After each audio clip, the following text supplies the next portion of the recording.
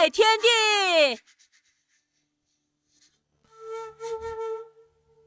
二拜高堂。哈哈哈哈哈！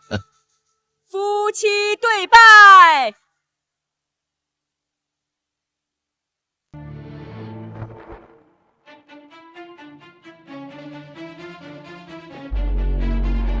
女儿啊，景行携万贯家财入赘我将军府，只为替他母亲求取陛下御赐的紫溪丸，也算是解了我们将军府的燃眉之急呀。如今你们二人已成夫妻，就入洞房吧，别再任性了。入洞房？区区商贾之子，身份低贱，也配上我叶青梅的床？青梅，这大喜的日子不可胡闹啊！反正这洞房要入你入，我不入。你这是干什么呀？叶青梅，我知道你是去找你的白月光，可今天这般日子，你若是走了，老将军和将军府颜面何存？还是等过了今天再走吧。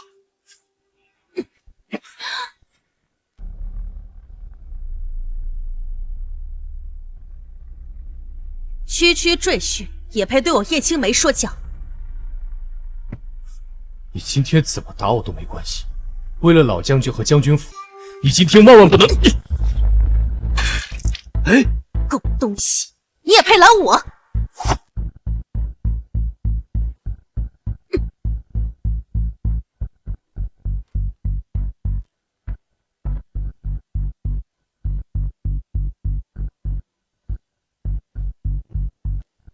青梅，青梅！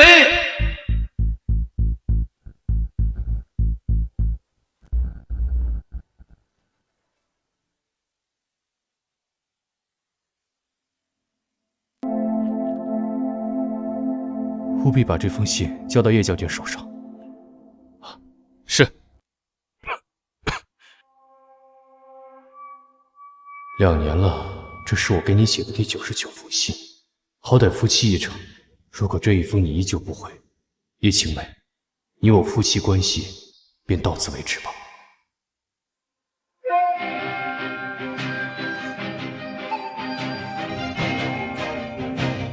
边疆3年，我叶青梅回来了。边疆3年，我叶青梅回来了。青梅妹妹，这便是你的将军府，果真是气派。没想到那个宋景行还有点本事。我离家之后，不仅将我亏空的将军府维持住，而且还越发巍峨气派。子安哥哥，你家不是正好缺钱吗？你放心，过了今天以后，这一切都是你的了。青梅妹妹，你知道的，我从来不在乎这些，我在乎的从来就只有你。子安哥哥，你对我真好，你放心，我今天就会赶走那个商贾之子，一家赘婿。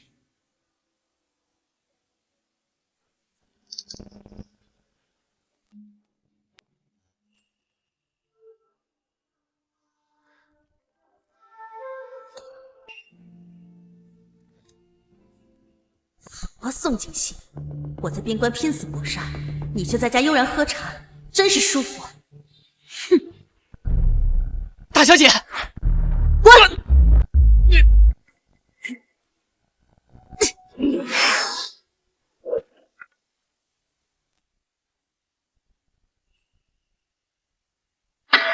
宋景行，你可知罪？想必这位就是让叶将军在大婚之夜不惜放弃将军府和老将军，抛弃新婚丈夫，也要义无反顾离开的新徒白月光，为子安吗？不错，如今我和子安已经归来，你可以滚了。宋景行，给我滚出将军府！叶青梅，3年未见，一见面就让我滚，我们可是成过亲拜过堂的夫妻。你这样真的好吗？夫妻，按照我朝律法，夫妻双方一人无故1年不归，便视为合理。我3年未归，你我早就没有任何关系。好，依你的意思，我们2年前就不是夫妻了，对吗？没错，你现在立刻马上给我滚出将军府！宋景行，跟你说话你没听到吗？青梅妹妹，怎么了，子安哥哥？你离家3年，这宋景行倒是把这将军府打理的还不错，不如待我们成婚后，就把他留在将军府做个管家，好让他继续操持将军府的生意。还是子安哥哥你想的周到。宋景行，子安哥哥心善，还不跪下谢恩？哼，你的意思是，不仅要剥夺我的全部财产，还要让我为奴为仆，给你们挣钱，好让你们在将军府花前月下？没错，像你这样低贱的人，让你留在将军府为奴为仆已经是抬举你了。我告诉你，别不识好歹，免责。果然，你还是那个仗势欺人、肆意妄为的叶青梅，是时候和过去告个别了。好，我答应你。我就知道你这个狗东西不会。你答应了？没错，我会放弃全部财产，并且离开将军府。慢着，你离开将军府可以，但这个仆人的孩子也是将军府的财产，不能带走。这是我的孩子。你的孩子？你竟然有孩子了？你怎么能有孩子？怎么敢有孩子？像你这样子低贱的人，谁会给你生孩子？叶青梅，你看不上你的夫君，总有人会慧命施主。好啊，宋景行，我说呢，我在边关3年，你从来探望过我，原来是有个新欢和他生了孩子。说，这是你和谁的野种？我说呢，我在边关3年，你从来探望过我，原来是有个新欢和他生了孩子。说，这是你和谁的野种？青梅，住手！怀里的孩子那可是……爹，你别管。宋景行，我问你话呢。叶青梅，你刚才也说了，你我早在2年前便不是夫妻，你能抛弃一切，跟你的白月光在外面厮混3年，我为什么不能有孩子？好你个狗东西，偷养外室生下野种还敢狡辩？你想走是吧？可以，但这个野种必须留下，他的存在是将军府的污点，必须消失。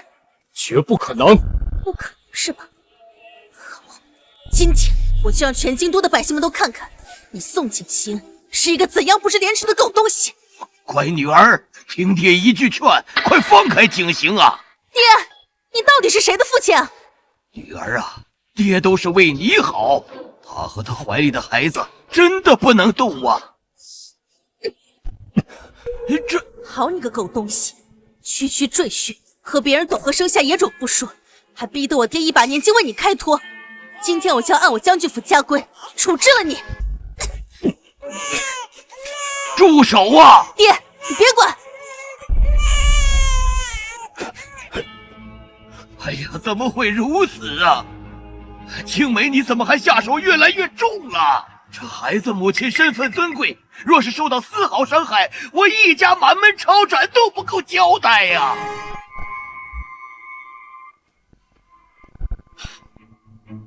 各位且看，这是我将军府赘婿宋景行，这个狗东西不仅和别人苟合，还生了个野种。我就说嘛，将军从未回过府，宋大人又是从哪里来的孩子？可自打这孩子一出现，老将军府上的人可是一直悉心照料。宋景行，我念在你照顾我爹有功，只要你肯自降为奴，并且亲手杀了这个孩子，我会在将军府给你留一席之地。否则，我现在就斩杀了你！叶青梅，你当年不顾一切抛弃将军府和老将军，跟你的白月光在一起，现在一回来你就要杀我，让我亲手杀子，你怎么好意思？我是陛下亲封的大将军，而你只是个小小赘婿。我和子安在一起合情合理，但你跟别人生孩子就是不行。没错，宋景行，你什么身份？青梅妹妹又是什么身份？你不过是一个区区赘婿，竟然敢和人苟且，如今更是怀有孩子，还大摇大摆地养在将军府。哼，你眼里还有青梅妹妹吗？够了！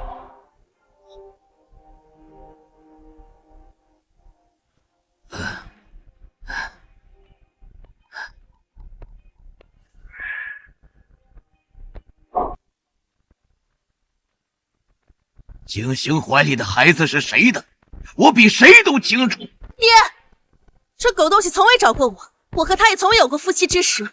现在忽然间多出了个孩子，不是野种又是什么？这孩子名正言顺，你再多一句嘴，休怪我不认你这个女儿。爹，你在说什么？这个狗东西有了野种，你还帮他说话，你还要不要认我这个女儿了？你住口！再多说一句野种，我将军府可就全完了。爹，告诉我，这个野种的生母到底是谁？我就不信了，我叶青梅还收拾不了。青梅妹妹，你先别激动，伯父定是被人诓骗了，哪有岳父纵容自己的女婿偷人的，且会有野种？我听说有人用迷药可以控制人听话。您看伯父的脸越来越憔悴，莫不是？宋景行，你找死！叶青梅，你身为人子，离家3年杳无音信，哪有父亲不担心呢？老将军为什么这么憔悴？你心里没数吗？你这贱人，居然敢泼青梅妹妹脏水！哎呀，快叫太医来，这孩子万万不能有事啊！我看谁敢！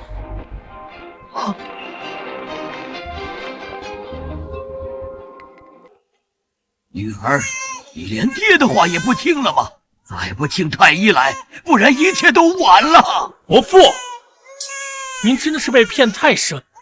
太医是专门供奉宫里的贵人，他这种低贱的人也配？你来人，保护好老将军，莫要让他再受歹人所蛊惑。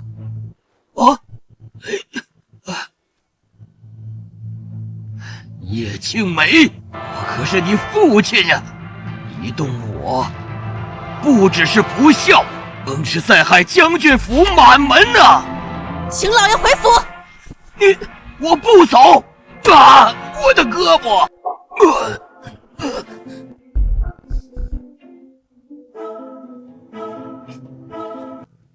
叶青梅，你疯了吗？他可是你的父亲。不想死的话，就立刻放我走。这个孩子不是你能惹得起的。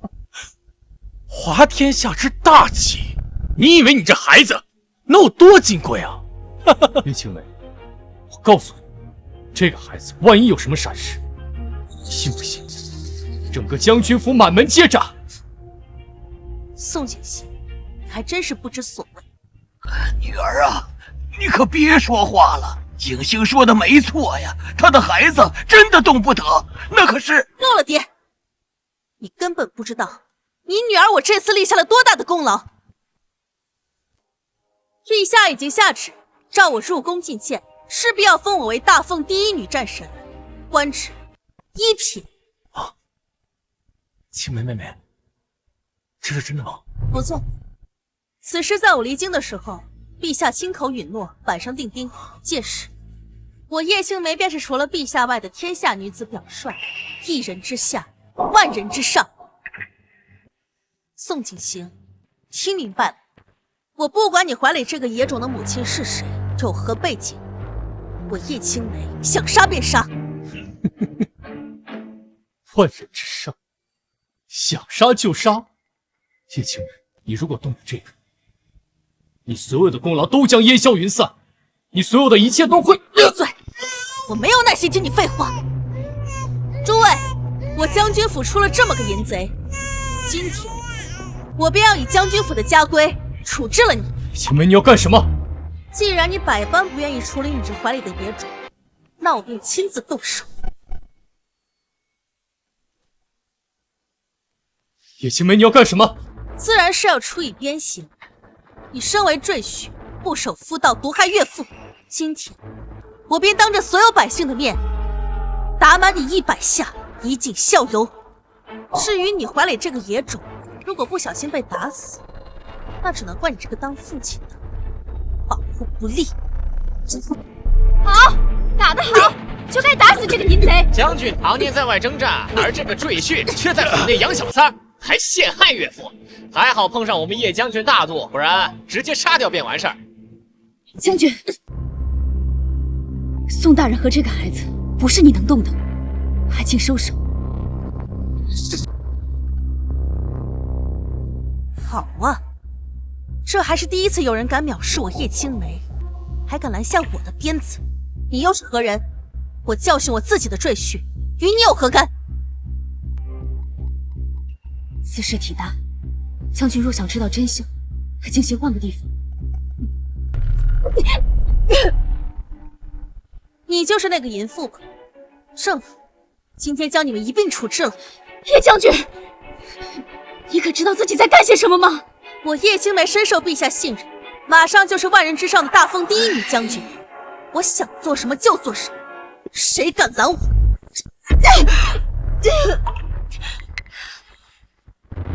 完了，全完了！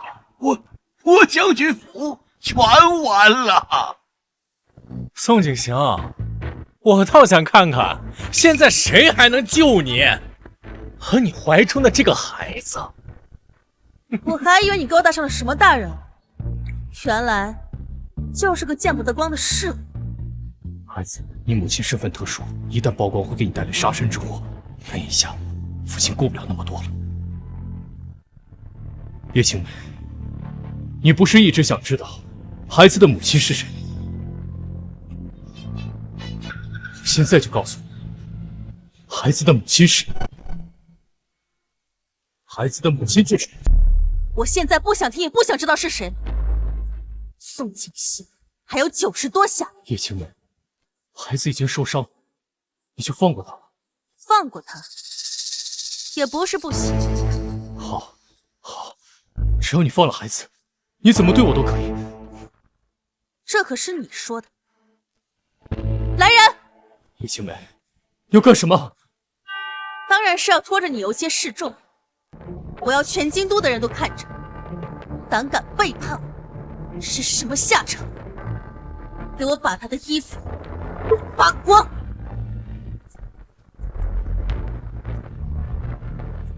青梅妹妹，我来。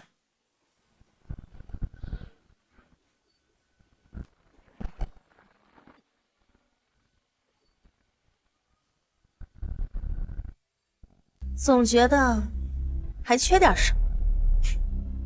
有了。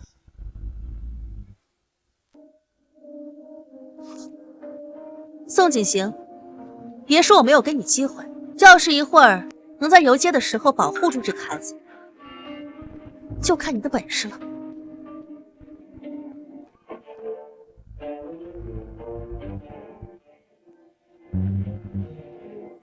还有，别再威胁我，没用，因为这个世上根本就没有人能让本将军后悔。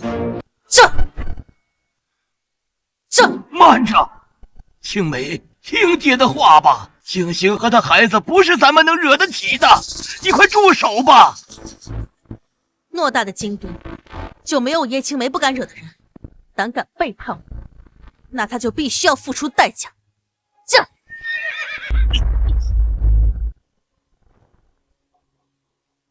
哼，这拖一脚，我得活活把他拖死。吁！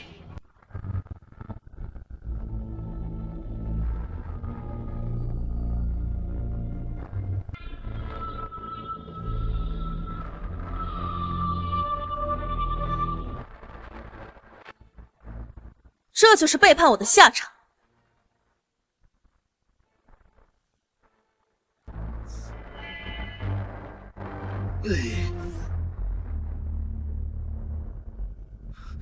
站住！我让你走了吗？叶青梅，你答应放过我们的。我啊，反悔了。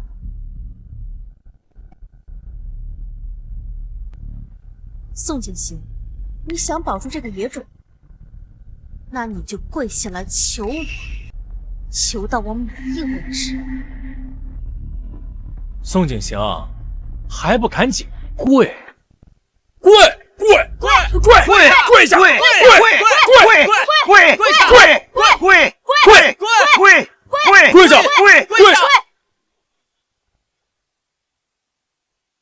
哼！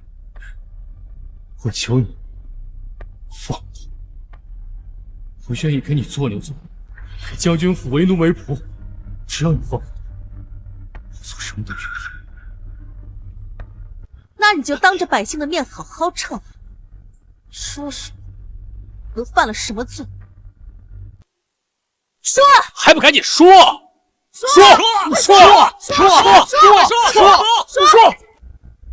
我是奸夫淫贼，不该偷人，又被福德，我给将军府蒙羞，我该死。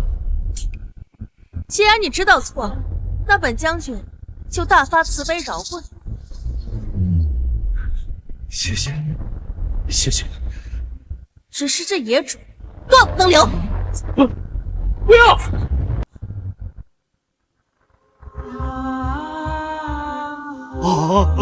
我的孩子，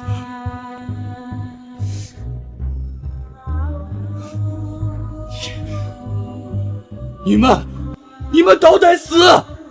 孩子母亲会让你们偿命的。青梅妹妹马上就是大凤第一女战士，一人之下，万人之上。我看谁敢让她死，谁又能让她死？你记住，这就是背叛我的下场。尔等怎敢！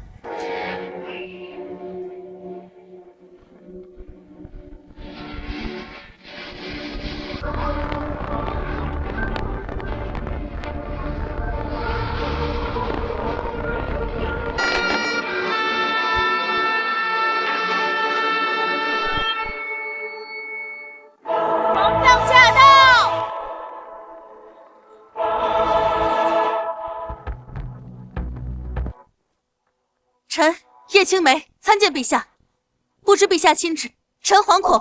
参见皇上，皇上万岁！吾皇万岁！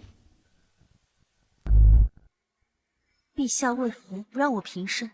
难道是我进京以后迟迟没有进宫面圣？陛下，臣没有第一时间进宫述职，是臣之罪过，但奈何家中有要事处理，臣不得不出力。叶将军，宋大人呢？没想到这么快皇上也知道将军府家宅不宁的事了。果然宋景行这个奸夫就是想害死将军府。不想此事竟污了陛下圣听，但请陛下放心，那奸夫和野种已被臣处置，臣绝不会给将军府，绝不会给陛下蒙羞。青梅妹妹，你这话说的可真是太漂亮了。那当然，我行事如此雷厉风行，为陛下消除了所有非议，陛下怎么可能不龙颜大悦，奖赏于我？叶青梅，你说谁是奸夫，谁是野种？叶青梅，你说谁是奸夫，谁是野种？还能有谁？自然是那宋景行。陛下，您可还是有其他吩咐？请陛下放心，臣绝不徇私。快别那野种，那奸夫，陛下任凭陛下处置。够了！陛下，实在是那个赘婿不知廉耻，这才使得青梅妹妹失了规矩。陛下若要责罚，就算着臣吧。思安哥哥，这怎么能行？青梅妹妹，我说过我要娶你的，你我便是夫妻，夫妻荣辱与共，本就是应该的。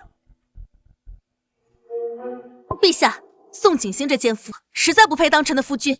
臣和子安哥哥两情相悦，愿以军功求陛下赐婚。完了，看陛下这冷静模样，怕是真的愤怒到极点。叶将军，陛下如今只想知道宋大人在何处。启禀陛下，那奸夫在此。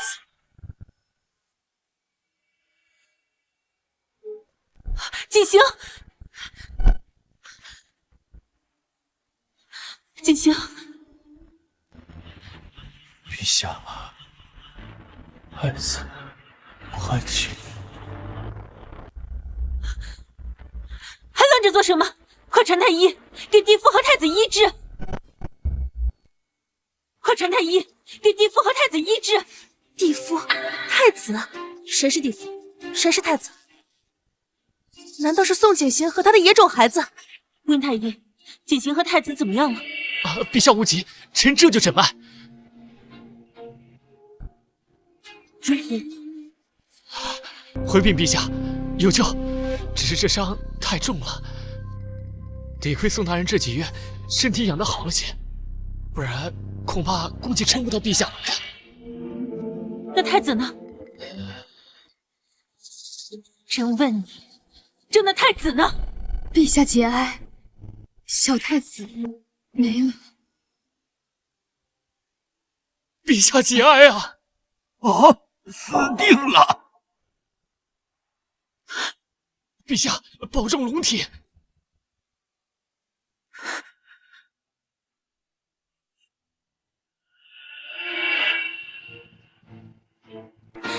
你们做的好事！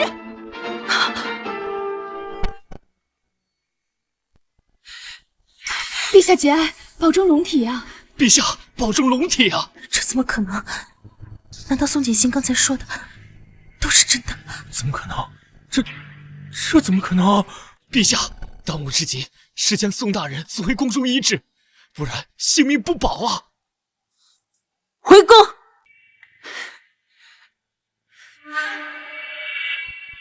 叶青梅，你最好祈祷景行没事，否则你将军府满门都不够朕杀的。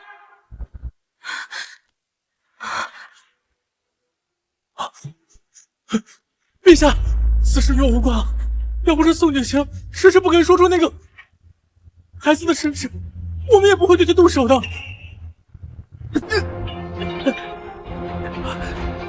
把欺负过景行的人统统打入地牢，等候发落。陛下，朕好歹为你的江山付出过鲜血，你不能这么对我。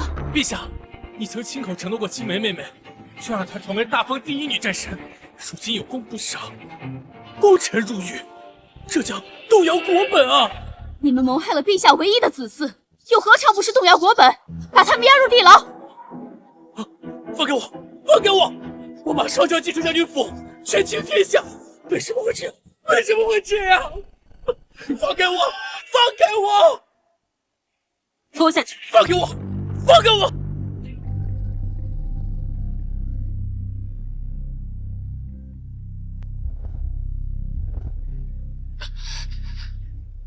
启奏陛下，宋大人的伤势十分严重，只怕半年都下不来床。这你还去保护他的人，都是干什么吃的？陛下，罪臣叶青梅和魏子安在地牢吵着要见你，说他们是冤枉的。冤枉？景行身上的伤，难道不是他们做的？这个太子，难道不是他们杀的？传暗卫。是。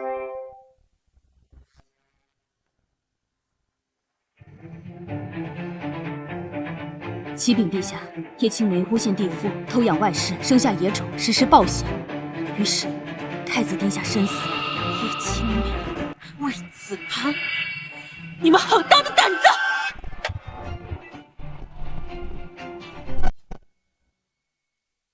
好大的胆子！景行都说了他的孩子他们惹不起，这两人居然还敢嚣张，凌虐他和太子，甚至让太子夭折，身后竟还有脸说自己无辜！陛下，保重龙体啊！不要被这些奸人气坏了龙体啊！你刚才说他们在牢中喊冤，既然他们还有力气撑，好，那就先赏他们鞭刑，让他们也尝尝景行在牢中受的苦。遵旨。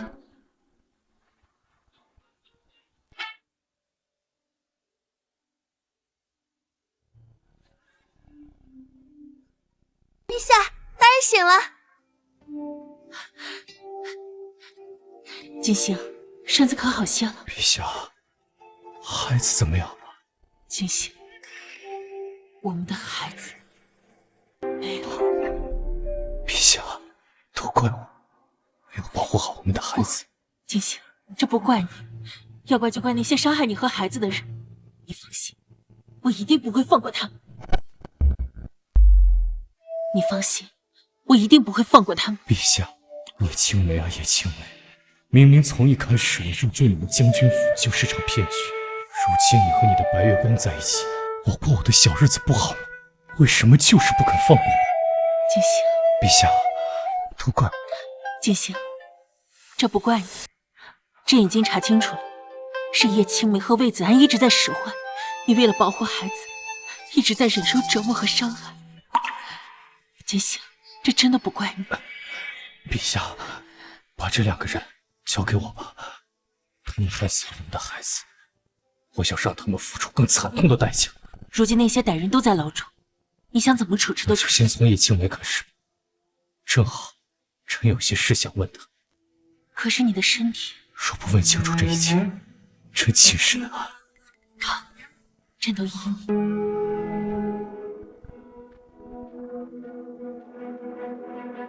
叶青梅，你可知罪？叶青梅，你可知罪？狗东西，区区赘婿，你竟敢这么看我！我有什么不敢？这不就是你当初看待我的眼神？怎么，轮到你被生杀予夺、任人宰割的时候，就受不了？狗东西，狗东西！你还敢嘲讽我？你知不知道你把我害得有多惨？我害你？我是奸夫淫贼，我不该投人，我有罪夫德，我给将军府蒙羞，我该死！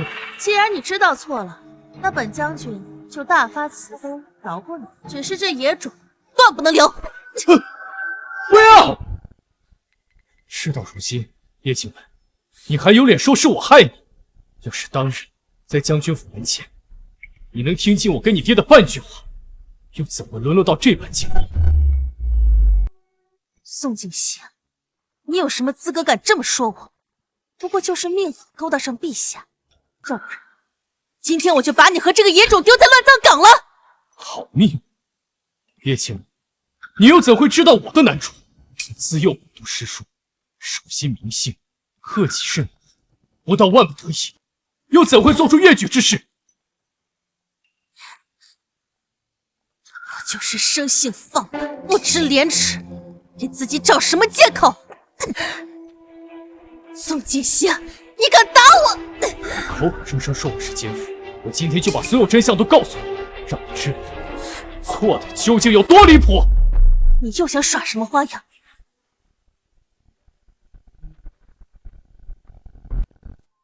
他是……怎么，不认识？他是我的弟弟，也是本该入赘到将军府的赘婿，你的夫君。不可能，此人相貌如此丑陋，怎么可能是我的夫君？说，把所有真相都告诉他。是。说呀！是这样的，叶将军，因为将军府早已没落，你又将一番深情全都给了魏子安。对了，他也不是什么好东西，一直跟我说看不上你，还说宁愿坠入王府当驸马，也不愿多看你一眼。闭嘴！此事又和子安哥哥有什么关系？你休要胡说八道，转移话题。总之，我也不想嫁入你们这没落的将军府过苦日子，所以和我娘去和父亲求情，把哥哥给推出去。反正你也不知道定亲的人是谁。叶青梅，你现在知道了，从头到尾，我入赘你们将军府就是一个骗局。我跟你根本没有任何过去，我也没有任何对不起你的事。如果是这样的话，你又怎么会答应嫁我？为什么？当时我母亲病重，只有你家御赐的紫溪丸能够救。我为了救我母亲性命，心甘情愿入赘到将军府，对你百般容忍，任由你打骂折辱。我等了你整整2年，你却阴险全无，写给你的99封家书也都石沉大海。这也就罢了，可你给我的紫溪丸却是假的，而真的紫溪丸却被你在大婚之夜带到边疆，送给你的白月光魏子安。不是的，我这是这是什么？觉得我们这种人不配用紫溪丸是吧？告诉我，可能其他人还有资格指责，而你没资格。告诉他，我娘是怎么死的。是我娘，为了让你心甘情愿入赘将军府，偷偷下药去毒害你娘。此药只有将军府的紫溪丸可解，可我也不知道叶青梅她给你的是假的解药，这才导致。还有呢？还有，你娘下葬时，是我和娘去和父亲说，你母亲她出身卑微，不配写入宋家族谱，更不配被葬入宋家墓。可父亲他念在叶将军的份上，叶将军在新婚夜实施违规。别说了，就算是我对不起你好了，可你不能勾搭陛下呀！勾搭？叶青梅，你可知道在大婚之夜你出逃，叶老将军一心挂你，无心顾及我父亲又嫌弃我母亲师生晦气，不让她入祖坟，这才逼得我迫不得已给我娘另找目的，这才有幸遇到陛下。而那时我名为废人，差点丢了性命。你想说什么？好，我今天就全部告诉你。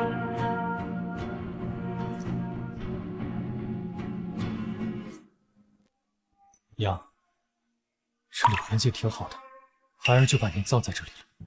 您放心，等我死后也会葬在这里陪你。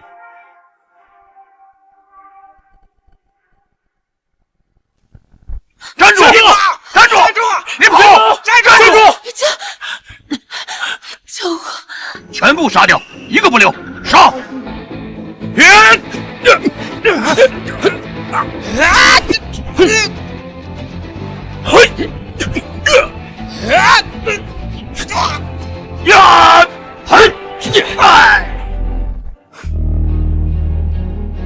姑娘，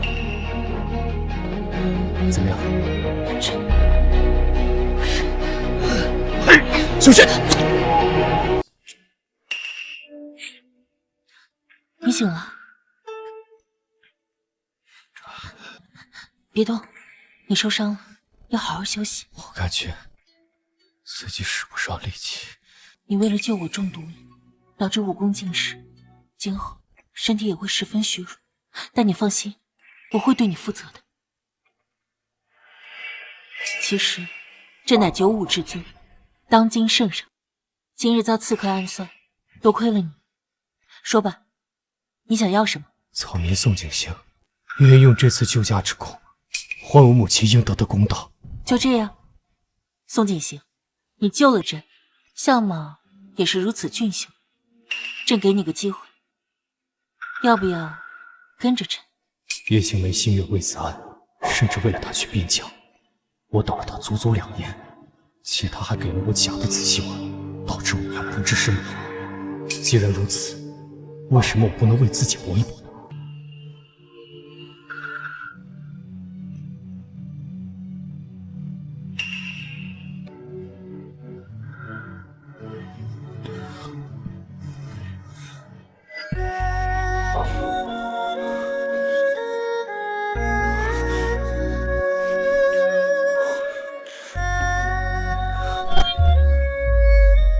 那时我十分相信，这一定是母亲在保佑我，必须抓住这个机会。温太医，朕有事吗？恭喜陛下已有身孕。什么？朕登基10几年，却从未有子嗣，和他只是一晚，便怀上了。正是，陛下乃是天生至阴之体，那宋大人乃是天生至阳之体，阴阳结合，此乃天定。好，景行，你来。陛下，你为朕的江山立下大功，朕要封你为帝夫，你想要什么，朕就给你什么。陛下，臣还是那句话，让我母亲入土为安，让父亲、姨娘、弟弟受到应有的惩罚。朕答应你。有了陛下的帮助，我让他一家家破人亡，而这一切从来都不是什么好运，而是我拿命拼来的。回来后，毁了这一切。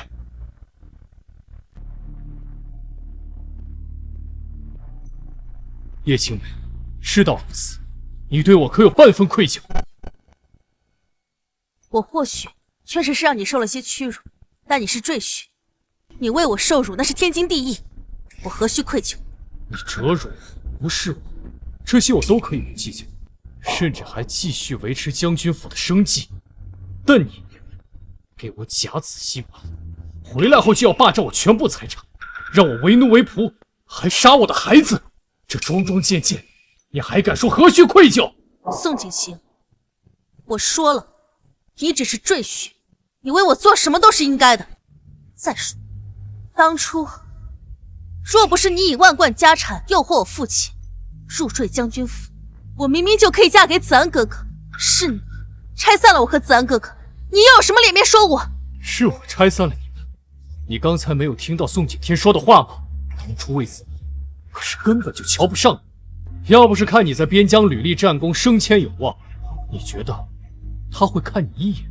宋景行，我怎么知道这是不是你和你的庶弟联合起来给我下的套？子安哥哥什么为人，我比你清楚的多。是。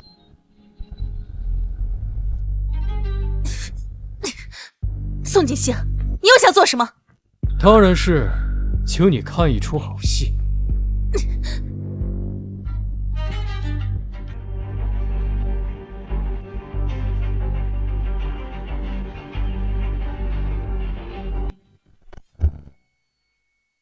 宋景行，你个狗东西，区区赘婿，你怎么敢这么看着我？真是好有默契的一对狗男人，连开口的话都没有。凭什么？就凭我是帝夫，皇帝的夫君，而你是谋害太子的罪人。我呸！什么狗屁帝夫？不过就是侥幸爬上了龙床，不然就凭你一个手无缚鸡之力的贱人，怎么可能有上高位的机会？那也是我的本事，你有本事也爬龙床。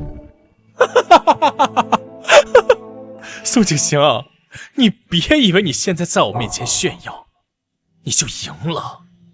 叶青梅是你的妻子，那又怎样？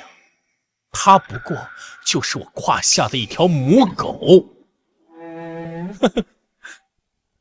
所以呢？叶青梅是这样，皇上将来也是这样，而且我会做得比你更好。我会让皇上把3000宠爱都给我，而不是像你这个废物，连自己的孩子都保不住。惠子兰，做人要知足。有一个大凤第一女战神喜欢你，还不知足，还要勾搭你爹。宋景行，你现在是帝夫，所以你可以不痛不痒地说出这些话。叶青梅说的好听点儿，那是大风第一女战神；说到天，其实不就是吃老本吗？靠着父辈的功勋，才走到今日。还有他在边疆的功勋，还不是靠将士们的奋勇？爸，像他那样子的人，我怎么可能会真心喜欢他？我不过就是利用他得到将军府而已。倘若我要是有你这样的机会，别说区区什么将军之父，这帝夫之位都应该是我的。所以真正想爬上龙床的人是你，不是我。宋景行，你把我叫来到底要干什么？叶青梅呢？啊，你把她怎么样了？你还是先管好你自己吧。据我所知，陛下圣明，凡是伤害过我跟孩子的人，都得死。宋景行，杀死你孩子的不是我，是叶青梅啊！你要杀她就好了，别杀我，这一切跟我没关系啊！这一切跟我没关系啊！大人还没开口，谁让你动了？好，跟你没有关系，不杀你，凭什么？宋景行，我说了，冤有头债有主啊！你要杀，就杀叶青梅一个好了呀！你为什么揪着我不放啊？我知道你对叶青梅始终放不下，要这样，我下药把她迷晕，然后你再上了她怎么样？啊？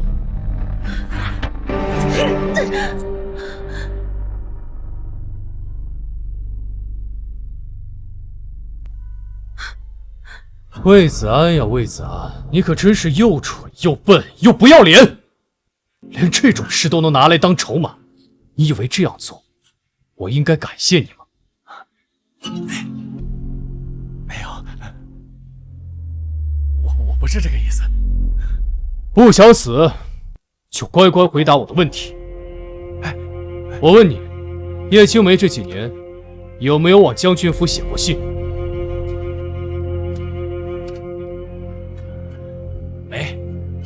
没有。魏子安，莫不是拿我当傻子？就算叶青梅不顾我，她父亲还在将军府，她会不给自己的父亲写信？还不说实话，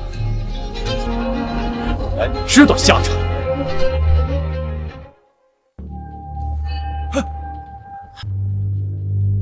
说，他写了每月1封。好，那我可一封都能收到。还有，我给他写的99封家书，他有收到吗？没有，统统被我拦下。也就是说，我们之间的书信往来都被你给拦下，是你让他赢，我薄情寡义，一封信都没有给他。是你，挑起他的怒火，让他一回来就不顾一切的针对我。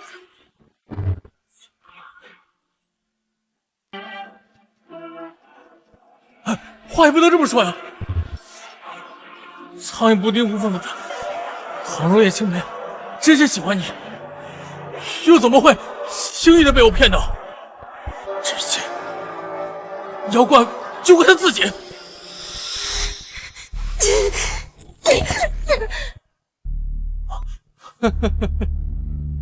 好啊，叶将军，听到了？到现在，他还在往你身上推卸责任，这就是你心爱的心头白月光啊！宋剑清，你在说什么？你满意吗？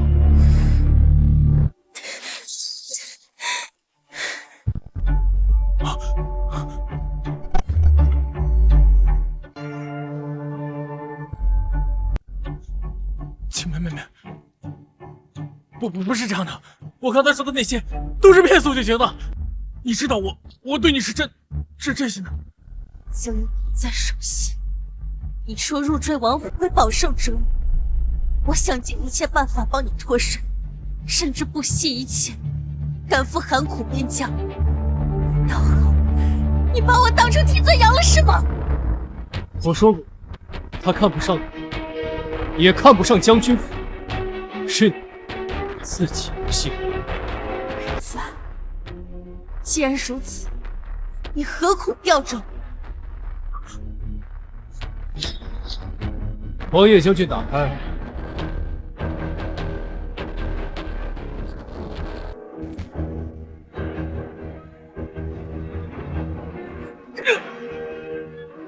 子安，我要杀了你！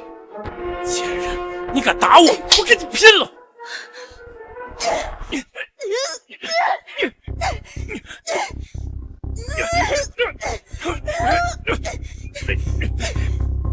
我等这场狗咬狗的戏码是等了许久。原来如此，大人不直接将这2人处死，就是为了这一出。当然，直接杀了他，哪像今天这般野趣。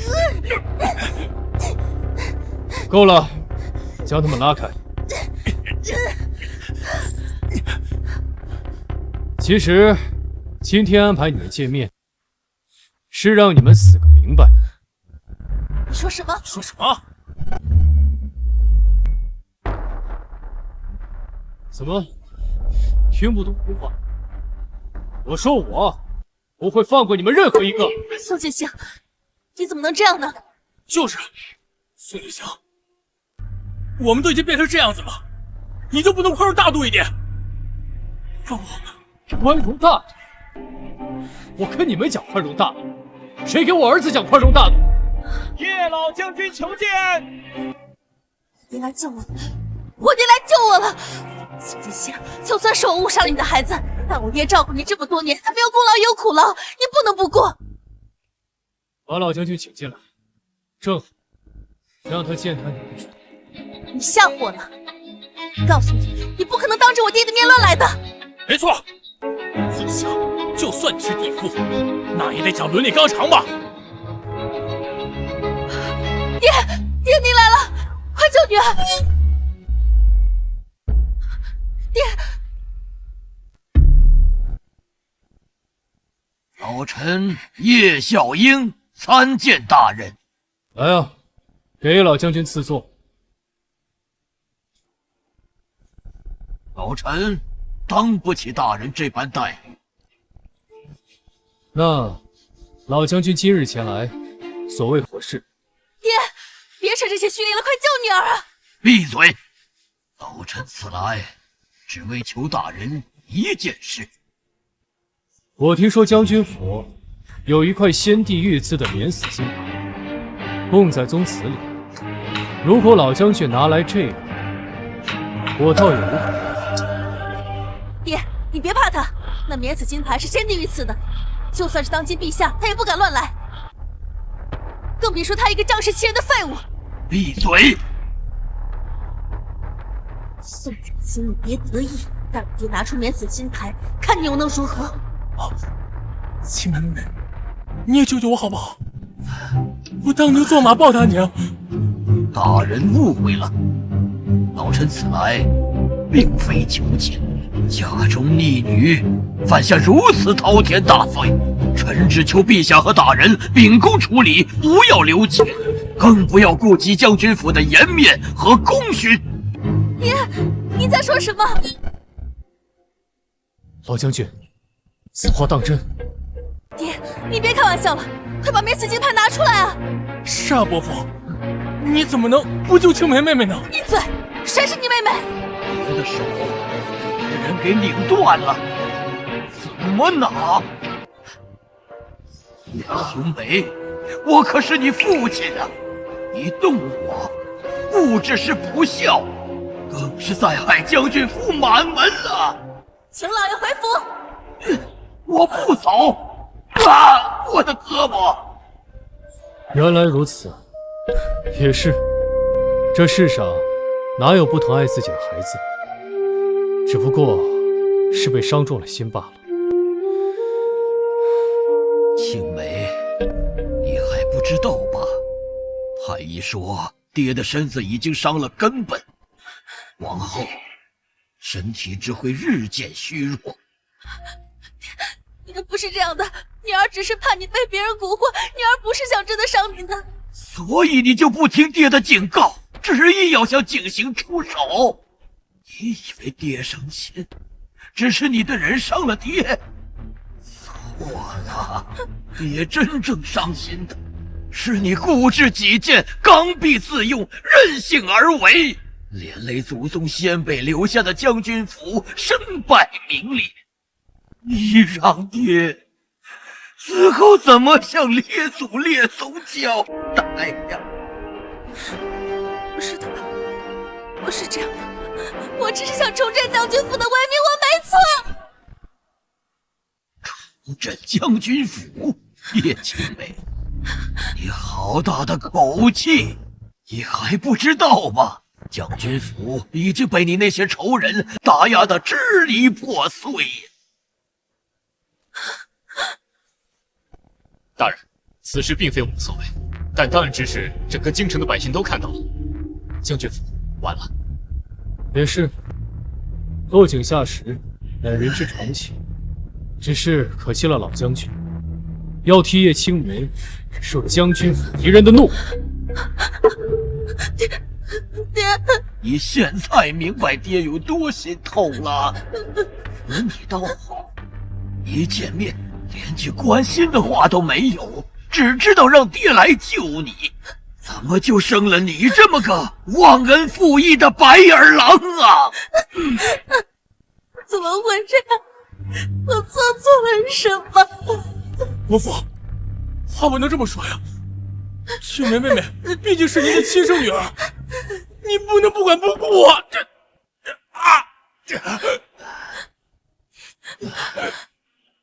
老将军，切莫过于动怒，这个事自会替您处理。多谢大人，老臣告退。等一下，爹，我求你了，你救救你女儿吧，我求你了。叶青梅，老将军刚才把话已经说得很清楚，到底需要多大的脸，还在这儿一求？你给我闭嘴！爹，我可是你唯一的女儿，我可是将军独苗啊！爹，你真的不救我了吗？爹，就当没生过你这么个女儿。爹，来人，打断他的腿！爹，宋锦熙，你真的要对我赶尽杀绝吗？将这两个人拉下去，明日流放自理。什么？流放？还是岭南？那可是瘴气密布、毒虫满地的死地啊！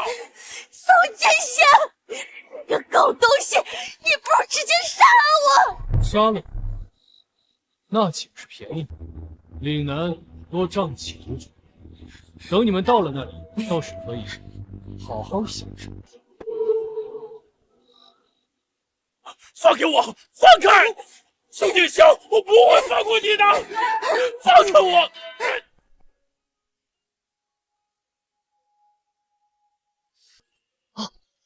恭喜陛下，您又有喜了。陛下，你也听到了，我们又有孩子了。你放心，这次我一定会保护好我们的孩子。我相信你。我相信你。差不多时间了，该去上早朝了。朕都怀孕了，你还让朕上朝？朕已经决定了，从今以后由你代理朝政，总领全国。我？你可以的。好，那你好好休息，盖好被子。痛快！锦溪，什么事这么开心？刚刚得到消息，叶青梅和魏子安已在前日抵达岭南。叶青梅在中途生了病，说不定熬不过去。那魏子安呢？魏子安好歹算个男人，流放对他来说还能承受。只是什么？只是我特意吩咐了衙役，将他们押送到岭南一部族。听说那个部族的人极为喜好青壮的男子作为补品，对他们的蛊虫也大有益处。那这么说，此刻魏子安已经享受上了。叶青梅、魏子安，这种滋味，希望你好好品味。来，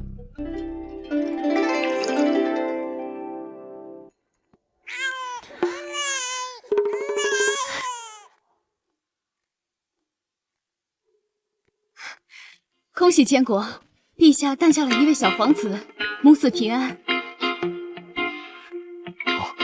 恭喜监国！我旨意，皇子诞生，大赦天下。遵旨。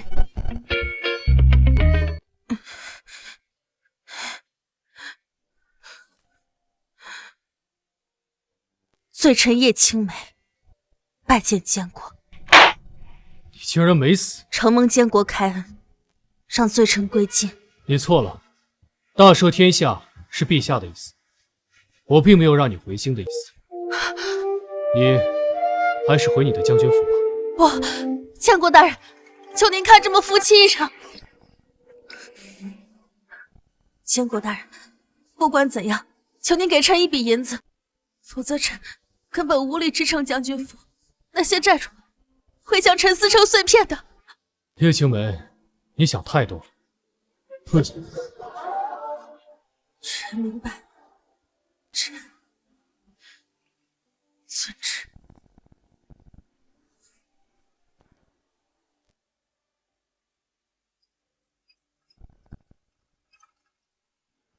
践行，叶老将军似乎是彻底对叶青梅死心，直接搬去祖宅守墓，只剩叶青梅一人。他已经被连续催债，身子都打坏。你提他干嘛？我跟他早就没有什么关系了。好，那我以后就不提他。陛下，你犯了错，可是要受罚的。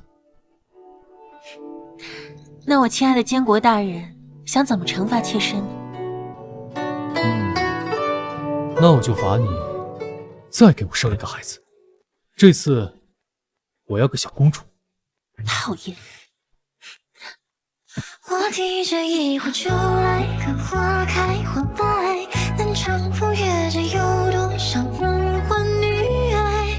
你否该看我把春色涌入怀。